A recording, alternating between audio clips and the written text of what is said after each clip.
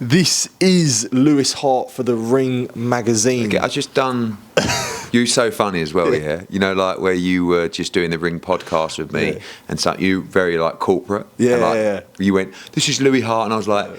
You said, "This is Lewis Hart." I was like, "No, it's Louis." You were like, "Oh, no, don't say I said, stuff be like serious. that in this interview." I said, "This is a serious one." Nice to see you out of your comfort zone. Yeah, of course. Yeah, no, I'm always Still in the comfort baffled zone, how you've got this job, but well done. Do you not think I deserve it? Like, if you're being honest. I mean, I think there's better people they could have chosen. Okay, all right, yeah. But I'm pleased for you. Yeah. Like, you know. Thanks for that, mate. That's Thank all right, you. mate. But yeah, obviously. I like to keep it honest. You know? No, I appreciate that. But yeah, I'm not saying you can't improve either. No, of course. Yeah, I'm always. But I will give you this. You're much better than you were when you started. Thank you, mate. I appreciate it. You was like one of because when you first started interviewing me, I was literally thinking, "Wow, this geezer's terrible." And now I'm not saying you're good.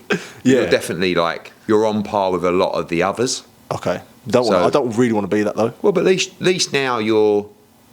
You know, I don't like to say this because it wound like Jake Paul up, like, but you're average now. Yeah. Which, Thank you. No, but at least you're not like out of your depth. Yeah. So. Yeah, no, I appreciate it. No problem. But, yeah, as we say, Fight Week is well underway. Yeah, I guess how you finding Fight Week so far and all things? It's been a busy one, that's for sure. It's always a long fight week out here, you know, and I think that's sometimes quite draining for the fighters as well because it starts on Tuesday, and you know you saw the fighters in the ring. Was it Monday? You know, in that sort of interview thing, and last night they were at His Excellency's house at like midnight, and you know there is a lot of work to put in. You know, you're getting paid extremely well. Yeah, of course. And as it draws closer, for me, it's the excitement as a fight fan. You know, like looking at these matchups and just like, you know, I said to you in there, like Callum Smith fighting Joshua Buatsi. It's the first fight of the night, right? What time is it here? 6:45, 7 o'clock. Like, it's kicking off the show. Yeah. I mean, that's a main event sellout at the O2 or the Liverpool Arena. And then Kabiel Zhang and Virgil Ortiz against Madrimov and Shakur against Padley and Dubois against Parker, Hamza against Adames, Bivol better. Like, I just actually can't wait for Saturday night as a fight fan. Yeah. Just to go and watch. And I've got 4 of the 7 fights. But even the 3 that I haven't got, I'm totally fascinated about. You know?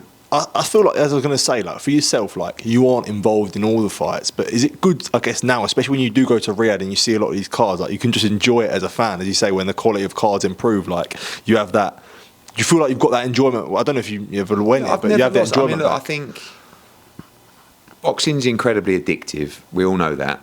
And I've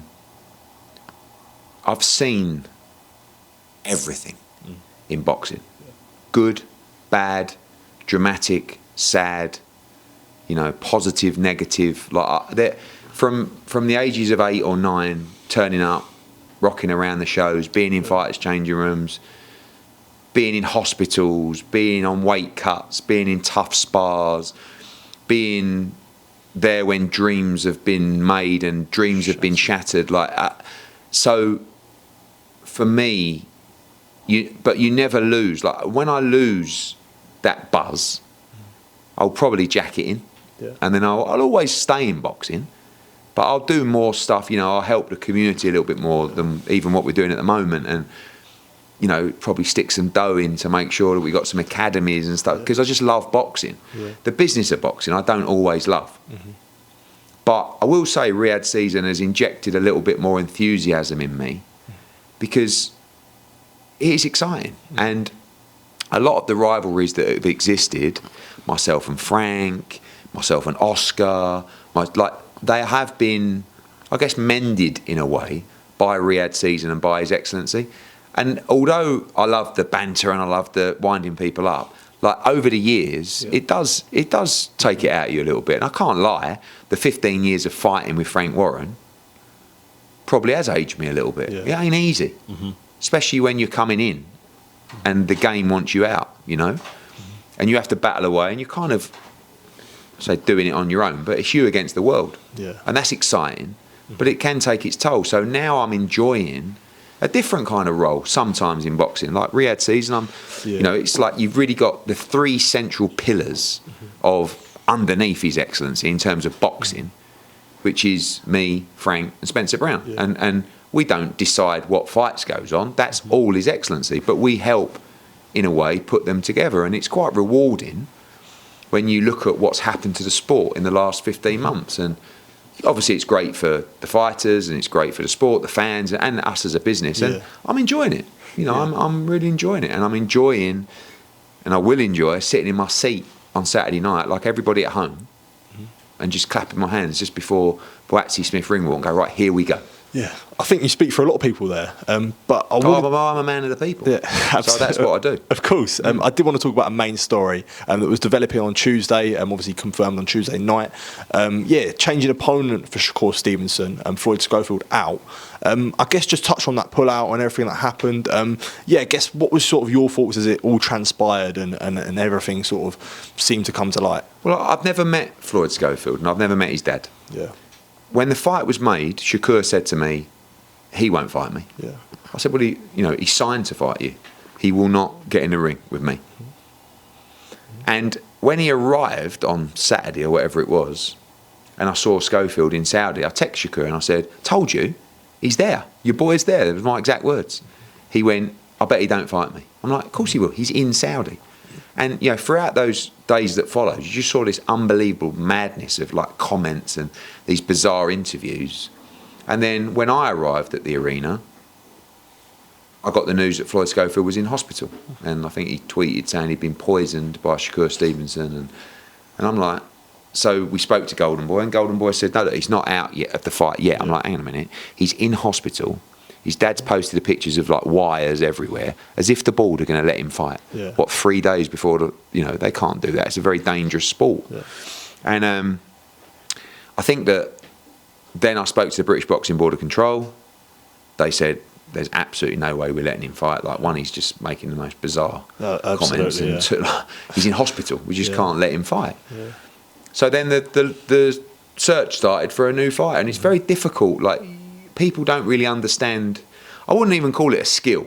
It's just common sense and streetwise and hustle at that point to make sure Shakur Stevenson fights. Yeah. Do you know what I'm saying? Mm-hmm. So we went to His Excellency's house at 2 o'clock in the morning and gave him the options. He went with Padley because Padley beat his guy, Mark Chamberlain, on Riyadh season.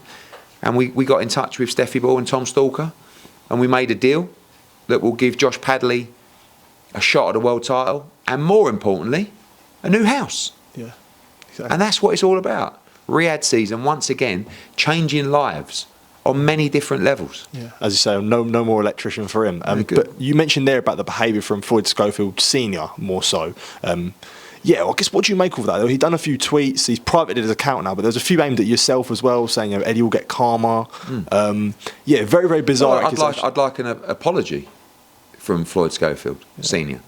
I've never met the guy. I've never had any dealings with them. I literally turned up in Saudi, and he was in hospital. Yeah. Like, I don't know what I'm going to... I mean, and the board refused to let him fight. So I don't know what I was lying about or whatever.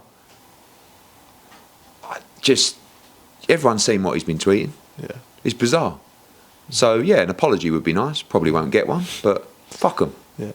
Do you think... I spoke to Shakur yesterday, and he was like, I said, do you believe it? And he was like... Shakur's told me all along. Do you think...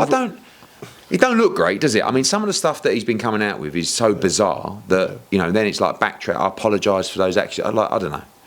But I don't know the guy. I don't care about... Like, once I'm told he's out of the fight, he's not my problem. Mm-hmm. He's not my fighter. He's not my problem. Yeah. Just focused on Shakur Stevenson. And I wasn't going to let Shakur Stevenson down. I wasn't going to let one of the top pound-for-pound fighters in the world train for 10 or 12 weeks, fly out to Saudi and be told on Wednesday morning, sorry, mate, you ain't fighting.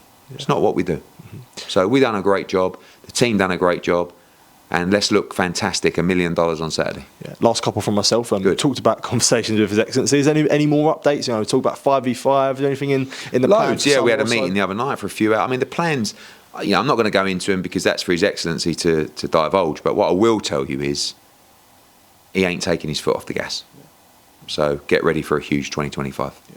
Another fight I actually wanted to ask you about. You spoke about it about January time. Peter McGrail against Shabaz Masoud. Is there any update on that? That's the fight I think we'll make next. I mean, Shabaz will have Ramadan coming up, and I think around May or June time, McGrail Masoud. Yeah. In-house fight, brilliant fight. One that will take the winner on to challenging for a world title. Big fan base from both sides. Let's get it made. Catterall, Dalton Smith, any? Yeah, I mean, look, Dalton's in that position now where he's mandatory for the world title. He's going to fight the winner of Puello against Sandor Martin, but that's not going to be till October, November, December. So he's going to fight April, May. I don't think it will be Catterall, but I do believe Dalton Smith v Catterall will happen, and it's a massive fight for British boxing. For sure. Eddie, I will leave you alone now. Thank God for that. Thank you for taking time to speak to me. That's it for the week now as well. Yeah, I have one more thing, but When's that? That's after this. But what, are you serious? No. I appreciate you taking time to speak to me. Appreciate it. Thanks, Lou. You.